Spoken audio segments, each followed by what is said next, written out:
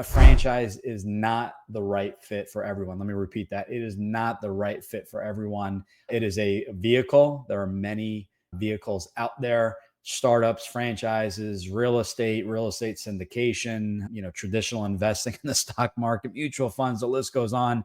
We tend to fall in love with the product or service of the franchise, forgetting what the role of the franchisee is. I always tell everyone a franchise is not a set it and forget it. This is not passive income. You're going to be actively in the business. Welcome to the Franchise Freedom Podcast, where you can escape the corporate trap through franchise ownership. Here's your host, Giuseppe Grammatico, the Franchise Guide. Welcome to the Franchise Freedom Podcast. I'm your host, Giuseppe Grammatico, your franchise guide, the show where we help corporate executives experience time and financial freedom via franchising. Thanks for joining us today. It's 2025, new year, new you. And as a special gift, wanted to create an episode, and we titled it The Complete or Ultimate Guide to Finding and Investing in a Franchise. And what I did was kind of went back to some previous episodes where we covered on certain areas, and wanted to create a show where we dove a little bit deeper, kind of giving you, some things that I learned along the way, a 2025 update, things that have come up, changes in the franchise world, and things to consider, and a simple process to follow. It's much simpler than you think. And there's a lot of distractions out there. So I really wanted to create this episode to simplify the process, consolidate it all in one episode. And as I mentioned, covered some key areas. It's going to be about 5 parts or so. If you'd like to dive right in sooner than later, you can always schedule a call with me. We're going to go through all this in a series of calls, and we're going to review that. And simply go to GG, my initials, the franchise guide, GUIDE.com. So GGthefranchiseguide.com. And you can schedule, just click on the get started button and you can schedule a call with me. It's going to ask you a few questions, your contact information, and you can book that call directly with me. It's a 20-minute right fit, free intro call. And we'll go through if a franchise is the right fit. So for those that just want to dive right in, want to get started sooner than later, that's probably the best option. You're exploring franchises. Where the heck do you start? And just like what I hear people do all the time, what I did was I started looking at what the hot franchises were. Just interviewed Jason Pfeiffer, which we released a 2-part series from Entrepreneur Magazine. So well before he started as their editor-in-chief, I was looking at the top 500 brands. I believe it was the magazine cover read, and started kind of looking down that list. And nothing wrong with looking at brands, but really kind of figuring out what a franchise was. I understood franchising to be fast food, Subway, McDonald's, and really understanding what a franchise was, and figuring out if that would fit what I was looking to accomplish. That's where the show starts here, and in that, a franchise is not the right fit for everyone. Let me repeat that. It is not the right fit for everyone. It is a vehicle. There are many vehicles out there: startups, franchises, real estate syndication, traditional investing in the stock market, mutual funds, the list goes on. So it's really figuring out the right mix. And for me, that mix was going to be business ownership, as I saw the upside, the growth, the exit value, the tax benefits, and the list goes on. So really, if I can help you in figuring out a franchise, figure out why you want to own a business, because a franchise is essentially a business. Whether it's a franchise or startup, why do you want to own a business? It is a lot of work. There's a big time commitment. And usually the people I work with, they are looking to accomplish a few things. Number one is they want to create another source of income, which is good. They want to create a safety net in the event of the next job loss, right? There's especially certain industries have been cutting back on job losses and layoffs and things like that. There are other individuals that own businesses that either want to convert their business into a franchise or diversify their investments and maybe add on just purely investment or add on additional income streams. Maybe it's a mom and pop roofing company that wants to offer and add on a franchise that offers painting services, or a coverings business where they're able to essentially restore vinyl siding and things like that. So really figuring out, why you want to own a business. Yes, we all want to make more money, but, really kind of figuring out what is your why.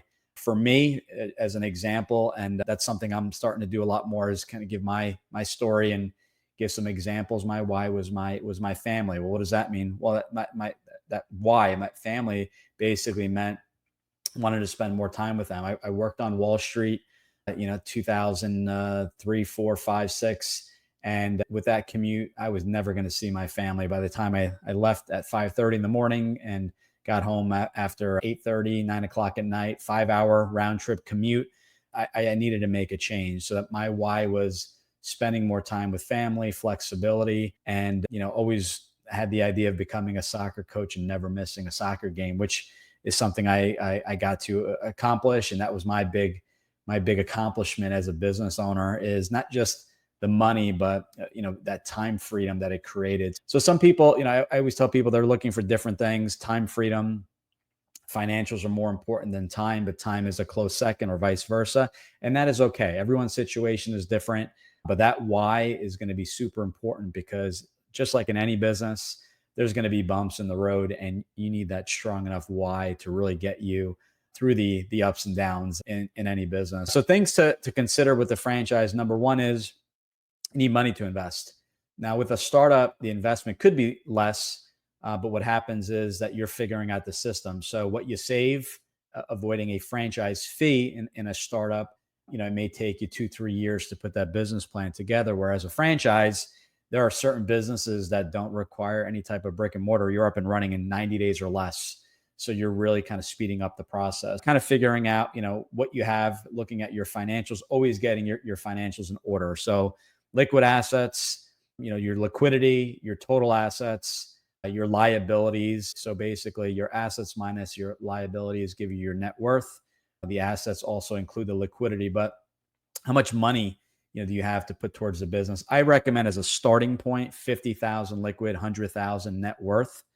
You're looking at the equity in your home and things like that for the assets, but you need to deduct the mortgage. But that's just a starting point. You need to make sure that, it also depends how you're running the business. So if you're running it full time, you need to make sure that you have enough of a safety net or a nest egg set aside to pay your monthly expense. You may need 6 months living expense aside, because if you are the only income in the household, who's paying your mortgage and rent and health insurance and student loans or whatever you have out there? Money is one. So get your financials in order, regardless if you're looking to buy a business or not. You should know where you stand financially.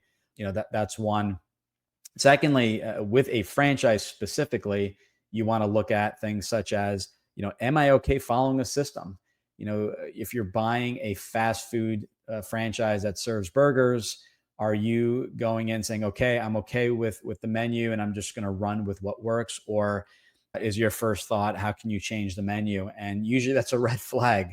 Not to say there's not any autonomy in running the business, but the intention is to run with that model. That's the advantage you're getting with a franchise. Things to think about. So financials is one. And you notice some of these questions pop up on the website. The second one is, can you follow a system? Really important, because that's the value proposition of a franchise, right? They have the system built out for you so that you can easily execute and run with it. Some people like to create everything from scratch, and that's okay. Maybe not the best fit for a franchise, but that's really what a franchise is. They have the system, you run with it. Speed to get open, which is a major advantage. And the autonomy comes with how you're running the day-to-day via the marketing, your roles, and things like that. And we're going to touch more on roles and characteristics of the business next. And the last thing, as far as financials and, can you follow a system, is time frame. Because at the end of the day, you can spend as much as you like researching franchises, but ultimately with the franchise, if you're looking at a specific franchise, other people are looking at a franchise too. Just like you're in the real estate market looking at a home or an investment property or building on the commercial side, that may not be available. So I always tell people, if you are looking to make a decision within six months or less, now is probably a good time to start considering a franchise, not to open, but to actually make that decision. Further than 6 months, if it's a year or two, it's okay to start the process, but not maybe dive into specific brands because we don't know what's going to be available in the next year or two. So that's something also to think about, is that with the franchise, it's going to be a location or a specific territory, and other people are going to be looking at that as well. So consider those three bullet points. I think is going to be super beneficial. And, hopefully you're getting a lot of takeaways. And again, if we're working together, we're going through all this, we're spending a lot of time, and that's done on our first call, which is that 20-minute intro call. So we'll figure out together kind of your current situation, what you're looking to accomplish, expectations of a franchise. We're going to go through things, and we'll touch on some here that there are over 4,000 franchise. So these are the stats that we give, 70 plus industries, all investment levels.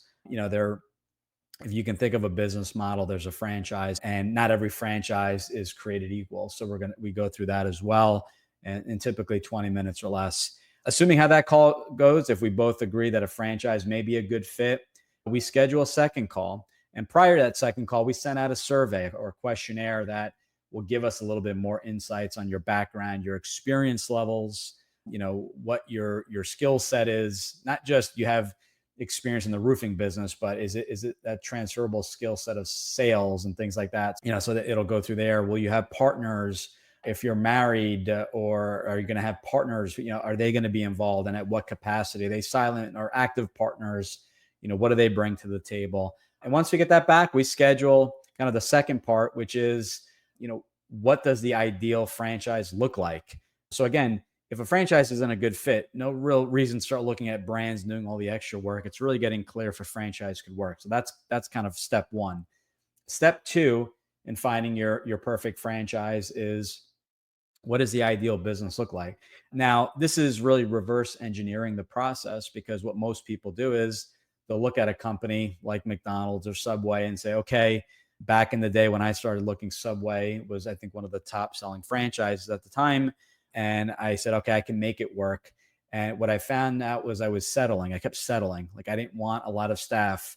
I didn't want to be open every single day. I didn't want to rely on a growth strategy of owning additional locations, which is, there's nothing wrong with, but just wasn't my ideal business when I wrote it down on paper. So you start to settle. So my challenge to you is, put all the brands aside. We don't even care about brands at this point.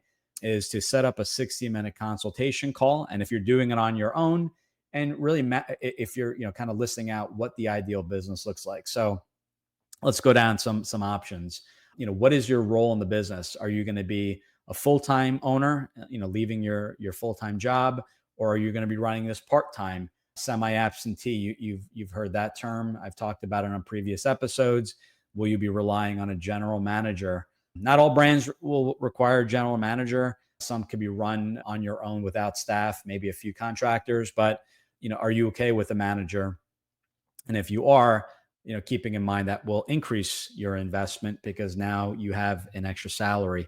So those are things to consider. Secondly, what do you enjoy doing? What are your skills? Are you an introvert, an extrovert? Do you enjoy sales?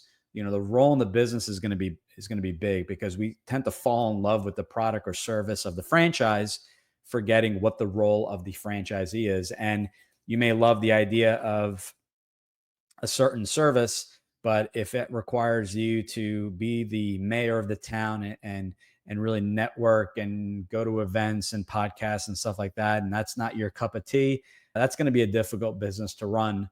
So really, concentrating on the role, and keeping in mind too that every franchise is different. So you may have two franchises that offer the same service and or product, and the roles will be different. One of the brands will say mosquito spraying. Will have you going out there spraying for mosquitoes, building up a base, and then hiring staff. Another one will maybe never have you touching a blower and spraying for mosquitoes, and have you networking day one. So same exact business service wise, but completely different roles. These are things to think about.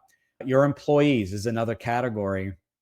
What do your employees look like? I know it's an odd question, but your staff is going to be crucial. There are going to be certain businesses that require W-2 employees. Some are going to require 1099 contractors, and some are going to be a hybrid. So maybe you're your bookkeeper, your admin, your general manager. Those are the W-2, the operational support. And then the people doing the actual work, we'll call it roofing and siding. Those are going to be contractors. That's an option. There are other businesses, executive recruitment, expense reduction, where you can run the business on your own and solely rely on 1099 contractors. Other things to consider with staff: are they full-time, part-time? Is it a larger staff? You're going to tend to see larger numbers in the cleaning space, whereas you're going to see maybe lower numbers in the water and smoke restoration mitigation space. With the larger numbers, you're going to need some type of background in management, right? Because you're going to be managing this larger staff. So those are things to think about. Do you prefer, traveling to a single location and running a shop, and maybe in a shopping center, standalone building? Or do you prefer the flexibility of working from home, where you're offering a service at a commercial property, residentially, cleaning, gutter cleaning and repair and replacement, roofing, painting, all that kind of stuff? So those are, again, the differences there. And, I'm not going to say one is better than the other, but, you have to look at, okay, at the end of the day, if I prefer the brick and mortar model, what is the growth strategy? And the growth strategy is simply to add on, the additional locations. So that's something to think about. So once you hit certain capacity, that each location can generate X, how many of those locations are needed, factoring in, what it costs to open up each one, versus a service-based type of business where, you're territory-based. So if you're buying 1, 2, or 3 territories of a specific brand, you're going to essentially incur some additional discounted, usually franchise fees for those additional territories, just like, you would pay with the brick and mortar option. But you would really kind of focus on the local market with the same team. If you have a team of 3 or 2 or whatever that number is, whether you buy 1, 2, or 3 territories, you're going to start off with the same team and slowly or gradually expand the staff once you hit certain capacity with your staff and employees. So there's definitely differences there, and we talk a lot more about that. That's a kind of, that scalability is going to be kind of another show in and of itself. Those are things that we talk about in the consultation. If we haven't, what else as far as that is, a couple things we dive a little bit deeper. So the difference with kind of the service we offer versus a portal, instead of saying, okay, do you prefer brick and mortar or service? Do you prefer a low number of employees or a lot? If you've never owned the business, you may have a hard time deciding or not knowing the difference. And I always say, go with what, your comfort level is. But what we do is we break down in that 60 minutes, okay, what's the difference between a brick and mortar, aside from needing a physical location? We talk about the length of time we talk to get open, the investment. For a lot of the home service brands, are up and running in 90 days or less. A brick and mortar non-standalone could take 6 months to a couple years to get open, depending on the complexity of the build out. Brick and mortar, if you're building something from scratch in a standalone building, so they're building the structure, or if they're just, essentially there was a restaurant in there and you're just changing it for your concept, that there's going to be some variables there, working with the landlord, negotiating leases. So tend to take a lot longer to get up and running. But these are the preferences, putting together the list of things that you want the business to have. And we get really, really selective. We want to make sure each business checks off all the boxes, as opposed to, let me just check off one box and not the others, and start to settle. Now you have a business that's kind of 50% of what you envision that business to be. That consultation, along with your responses from the survey you sent to us, give us a complete picture of what this ideal business looks like. And we summarize it in a franchise model, which is essentially, if you're doing it on your own, a summary. Just list those key areas, list your answers, and that's going to be part of your criteria search. We put it all together and really kind of help in what that ideal business looks like, so that any business, whether it's a franchise or even non-franchise, we want to make sure that we're using that model to gauge any business going forward. Between this call or the second step, the consultation that we just wrapped up here, we also want to talk about funding. I always, recommend speaking with a funding company directly. You have your financials together. We work with a company, both Benetrends or Fran Fund, or 2 companies we work with, and they'll do a free no cost analysis. There's no hard credit check. Usually it's a soft check to see kind of what you qualify for. They'll go through options like SBA, government backed loans. Believe it or not, there are some brands out there that, once approved by the SBA, will offer 100% financing. Not common, but there are a handful of brands that will do that. Typically, 20 to 30% is really is what you're looking to put down.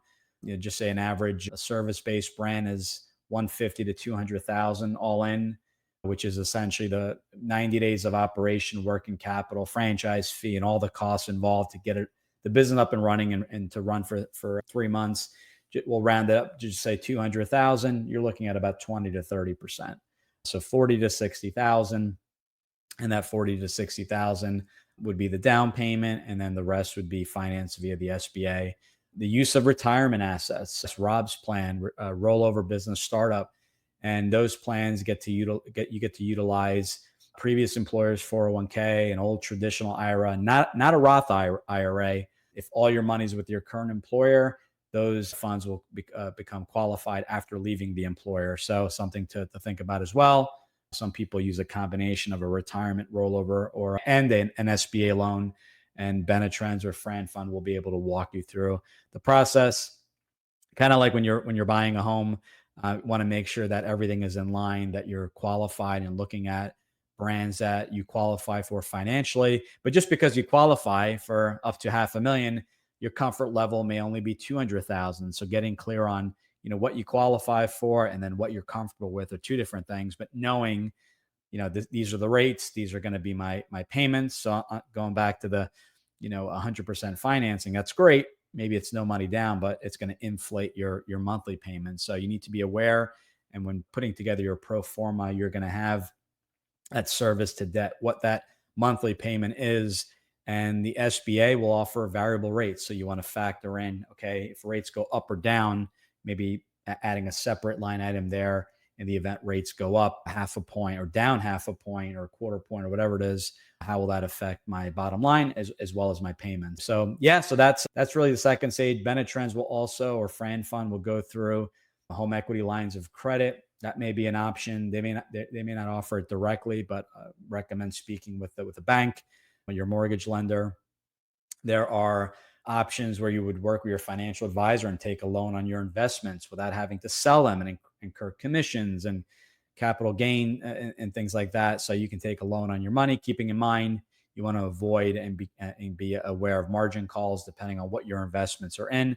But these are typically for non-retirement investment accounts, and they spend a lot of time. You're looking to invest a couple calls an hour or so.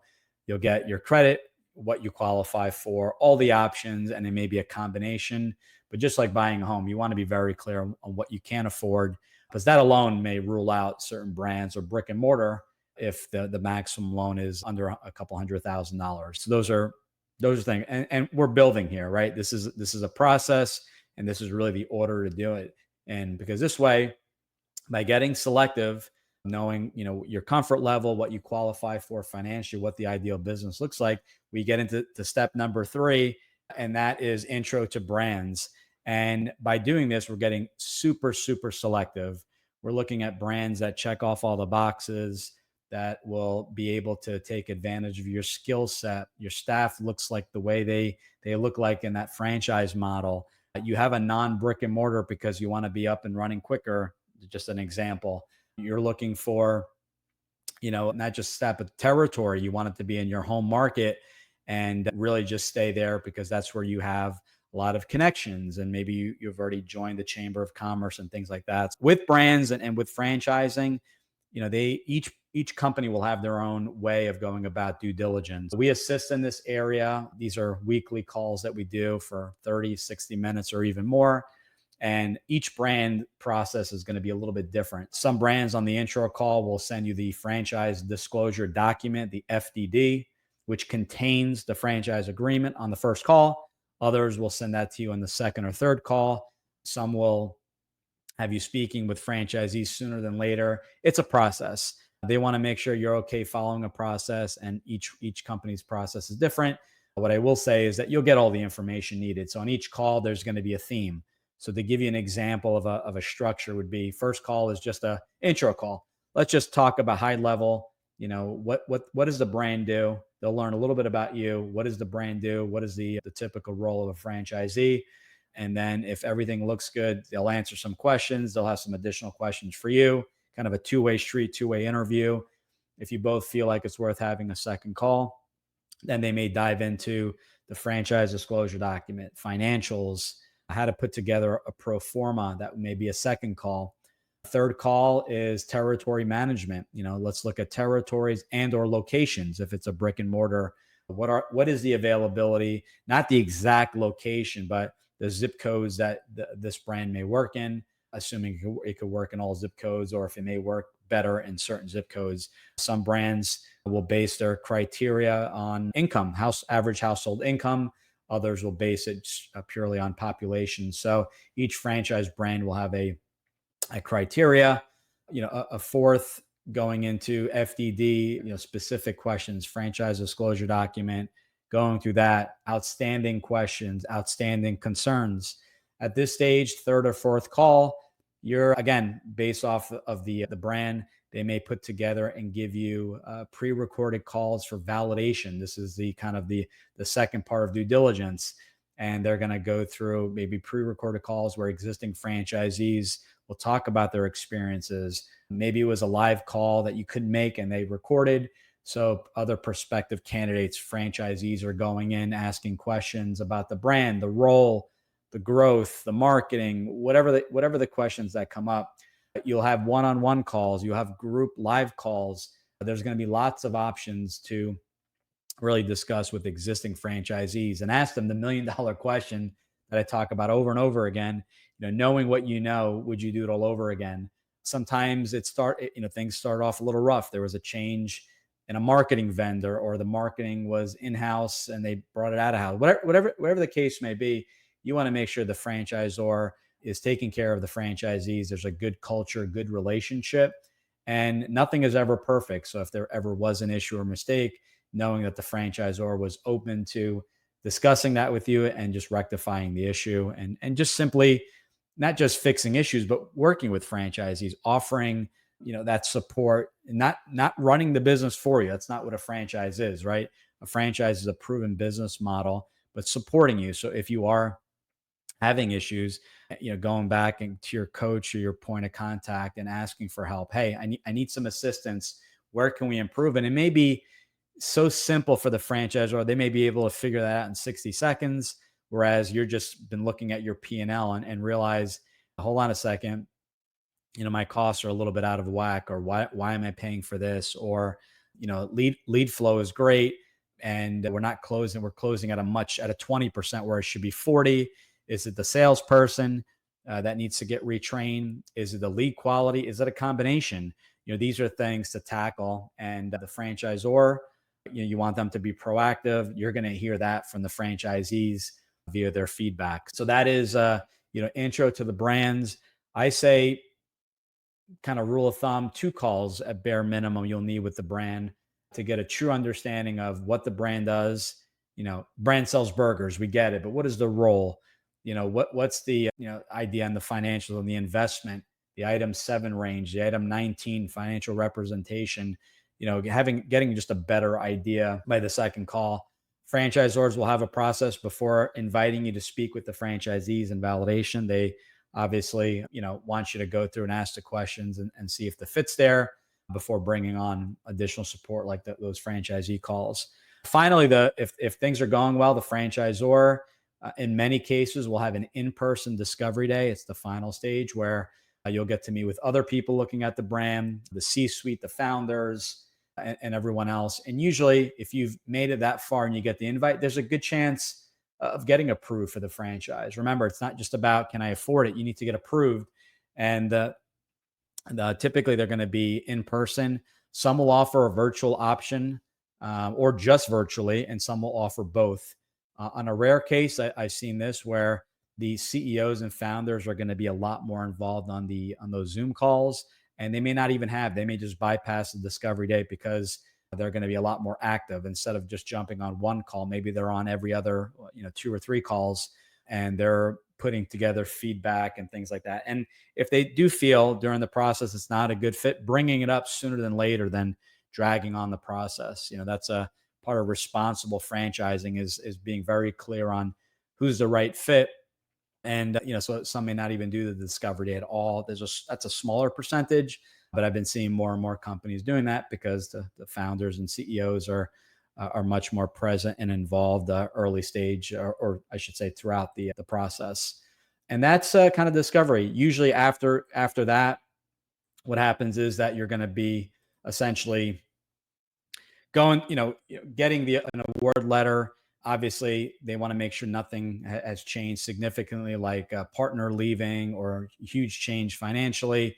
But you'll get an award letter stating, you have been approved, the number of territories, the number of locations, and things like that. And then given kind of a length of time to make that final decision. So going back to brands, so we talked about intro the brands. You gotta you don't know what you don't know, and you're going to learn a lot on these calls. We typically recommend looking at 3 companies at a time that all kind of compare and contrast from one another. And that way you can look at a B2B, a B2C type of business. Maybe one of them is brick and mortar, so you can understand all the differences. And, sometimes on occasion, there's a change to the franchise model. Step 4 is constantly, continuing our conversations and reviewing brands, going back to the franchise model, and sometimes reiterating. Remember, we talked about, some people, they hear of a new brand, sexy brand that they just heard. And then they say, well, can we add that to the mix? And we can always add and remove brands to the mix, but we always go back to the model and say, well, this specific brand itself, although it's, something that an industry that you have a little bit more familiarity within, but it does require a lot more employees, and you wanted to keep the headcount under 5. So we always revisit that to see if it makes sense or not. Or the most popular is a new brand and want to add them to the mix. And I always take a step back and say, well, this particular brand may require you to be full-time in the business. If that's not in the cards, there's no reason to really look at that brand unless that opportunity comes up. So, to leave the company sooner than later. So going back, step 4, we're constantly reviewing brands, getting feedback. I always recommend a Word document, a Google sheet, whatever it is. Each brand, list your questions, list your concerns. At the end of the day, we're looking for the brand that really stand out of the 3, and just taking note and giving the brands a chance to present and bringing up your questions and concerns. Sometimes they're all great fits. Or in many cases, like myself, the brand that I wasn't as interested in ended up being the brand that I ended up moving forward with. Again, going back to that 2-page model that we sent to you, reviewing those brands and doing our weekly calls, because sometimes I've had people say, I'm really confused, not sure what to do. And we talk it out, and it's really simple sometimes in many cases for me to see, hey, these are the standouts.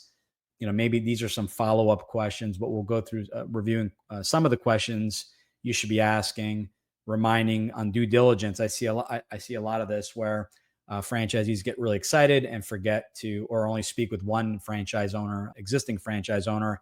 You want to spend time there. You want to talk to the people that are running their businesses. What are their pain points? What are ways to kind of simplify things? What are their recommendations and things like that? Those are areas I would spend a lot of time on and not skip. Final decisions. So as I mentioned, you will be awarded a franchise at some point, and going through discovery, in person, virtual, or if that company does not offer, and you'll be awarded and given a certain length of time.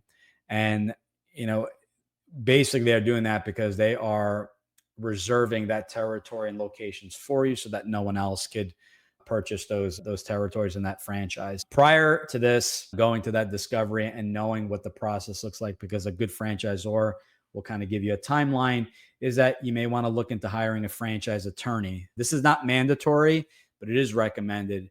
Specifically a franchise attorney, and they don't have to be in the state that you're located in. What that franchise attorney will do is that they'll review the FDD in its entirety. They'll go through some questions that you should maybe be bringing up, some concerns, on occasion, a potential change. Now, most franchise disclosure documents and agreements are really not many changes are made. Some brands will refuse to make any changes. So you're looking for clarity. You're looking for someone to see if there are any red flags, if there's any special arrangements to add an addendum to get that in writing. For example, there you have a major life event and you're getting married in the next couple months. Maybe you can't open up within the 6 months. Can they extend that a month or two, or whatever the case may be? You want to ask those questions sooner than later, and a franchise attorney will go through that and make any suggestions. But really, the goal here is not to change the agreement. It's more of peace of mind that everything looks good. The language is typical in a franchise agreement. We've been referred individuals, franchise attorneys that do this. You want to make sure on it, if you're interviewing franchise attorneys, asking them specifically, hey, can you work with it? Can you review this specific brand? On occasion, there may be a conflict where the franchise attorney is already working with a specific brand. There are attorneys that switch their business and just do franchise disclosure document reviews. So that makes it a lot easier. But whenever you're interviewing, you may need a second person just in case there is a conflict. So again, that's optional. Costs, I've seen $2,000, $3,000, $4,000 and up, depending on a flat fee or hourly fee. That's usually done when you're very close to making that decision, so that you're not spending money to read every single franchise that you talk to. So as you get really close, that franchise attorney can go through that process. And we've seen turnarounds of a week or two, depending on how many questions and calls and things like that. So that is really the process. So to kind of review, is a franchise a good fit for me? Start there. No need to continue if, we got to hit those three criteria. Then we go into, what does the ideal business look like? Not what brands are out there, but what are the guts of the business via the characteristics. We get funding options and things like that. We get pre-approved to show the franchisor that we're qualified, kind of like a pre-qualification of a home. We look at a starting point. I recommend 3 brands that kind of all compare and contrast. Continuing step 4 with reviewing each of the brands, reviewing the franchise model, making changes accordingly, making changes to the brands we're looking at, followed by final decisions. Okay, this brand checks off the boxes. I did the due diligence. I got funding options. I had a franchise attorney review everything, and I've been approved. Now let's get rocking and rolling. What is the roadmap look like from me signing the agreement today? How quickly can I get funding, especially with an SBA? It could take 2 or 3 months. A retirement rollover is going to be, just say a month, if on average from what I've seen. When is the next training? Realistically, when can I get up and running? So if you are leaving a job, exactly up until when to give notice, obviously, to your employer and things like that. Mapping it out, letting the family know what's going on. There's going to be a big, not just financial, but time investment when launching any new business. So those are kind of my 5. If you want to dive in sooner than later, we do weekly calls. Usually, you got an intro call, a consultation call, and then a franchise review call. And I'm making intros directly to the brands. Each of the brands will contact you directly via email or phone call, provide you some additional information. And then, it's due diligence time. We're talking weekly. We're following up after your rounds of calls for feedback and things like that. And we're helping where we can. And sometimes, as I mentioned, we pick up on things that you're mentioning that you maybe not be realizing as you're going through the process. Wanted to share my screen really quick here. And as I mentioned, we go through the process. There's no cost, there's no catch, and we can work with you anywhere in the country. I cover the entire US and Canada. We are paid directly from the franchise companies, a referral fee. And just like an executive recruiter, just like a real estate agent, when you buy a home, you don't pay the agent, the seller does. Same thing in franchising. When we make the introductions, you get notified right away, as opposed to just submitting your information online, because they know that if we have worked together, you've been qualified. We've gone through the process. We've talked financials and what a franchise is and things like that. So you definitely get moved to the top of the list, contacted immediately, usually within 24 to 48 business hours. Now, let's look at, I'm going to share my screen really quick here. And obviously, you'll see this on YouTube. I'm going to go full screen here. So this is our new website. So the website is ggthefranchiseguide.com. There's a get started tab here, which will, help you to book a call, give you there's going to be some qualifying questions there. But we just redesigned the site. So in the site, there's a little bit about me, how it works in the entire process. And unfortunately, anytime I share, it always delays a little bit. Talks about financial requirements, talks about, who we can help and how we can help you, the various steps in the process, that we kind of talked about, and we'll revisit there. In the media, we've been on 100 plus franchises. We have a blog, but the podcast is something that we release weekly. And what we did here is we covered, different things, 5 key takeaways for an entire year's worth of a podcast. We interviewed Jason Pfeiffer from Entrepreneur Magazine, which was really cool to kind of hear his perspective.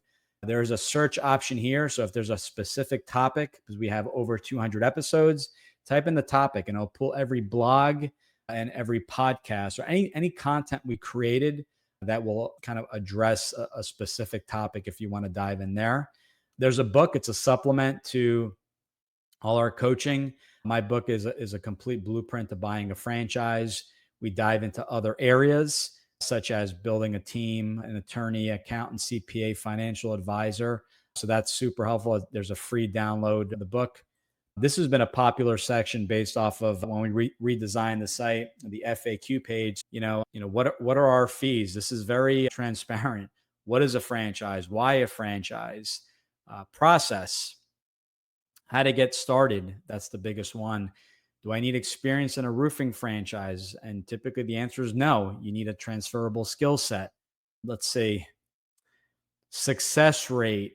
Do I find a business I'm passionate about? Who is a great fit for a franchise? And we talked about all these, but these are short little videos, anywhere from 1, 2, or 3 minutes. And basically, this one here, success rate. Well, success rate is based off of really finding the right fit. So it all starts with doing your due diligence, not rushing the process, being open and honest, not overextending yourself financially, and really spending the time to understand, who you're partnering with. A franchise is a 5, 10, up to 20-year agreement. So you want to make sure the fit's there. So that's going to be super important. So I encourage you to check those out. We have a workshop for people looking to transition out of corporate. And then there's, as I mentioned, get started. You can go right in and book a call with me today. There's going to be an application that's going to walk you through, as I mentioned in the show, different parts of, who's a good fit for a franchise. It's right in the application. It's done for you. We've really simplified this, and you work directly with me. So there are no questions as far as, all right, who am I working with? We're going to go through this. It's me. I don't have staff or employees that I outsource to that are going to be doing this. We're going to work together. I've owned businesses for about 25 years. I've been in franchising since 2007. So what is that? 18, 19 years or so. I get it. I've been a corporate exec. I've been laid off.